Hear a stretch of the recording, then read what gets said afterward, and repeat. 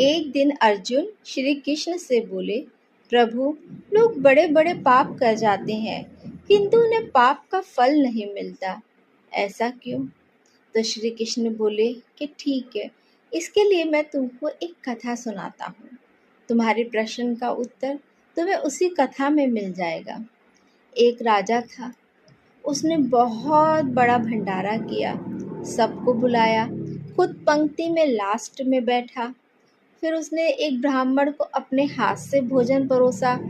इतने में क्या हुआ, ऊपर से एक चील जो है वो मरे हुए सांप को लेकर जा रही थी। उस सांप की जहर की कुछ बूंदें उस ब्राह्मण की थाली में गिर जाती है, जिससे क्या होता है कि ब्राह्मण की मृत्यु हो जाती है। यमराज ऊपर बैठ के सब कुछ देख रहे थे।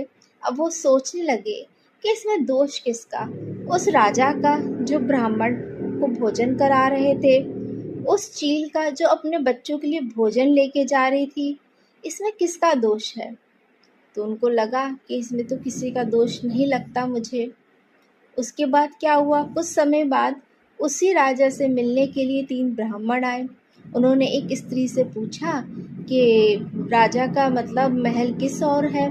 उस स्त्री ने कहा, जा तो रहे हो लेकिन संभल के जाना, वो राजा ब्राह्मणों को मार देता है जहर देकर।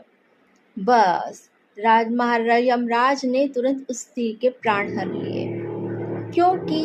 इसलिए हर लिए क्योंकि उसने मतलब उसको दूसरों की निंदा करने में बड़ा प्रसन्नता हो रही थी। उसका हृदय दूसरों की निंदा में लगा हुआ था। इसके लिए दोषी वही होता है। ज़रूरी नहीं हम कुछ गलत करें तो ही दोष लगता है। हमारे भाव, हम क्या बात कर रहे हैं, निंदा कर रहे हैं, अगर दूसरों की निंदा करने में हमको संतोष मिलता है, हमको मज़ा आता है ना, तभी से हमारी आत्मा का पतन होना शुरू हो जाता है। Thank you.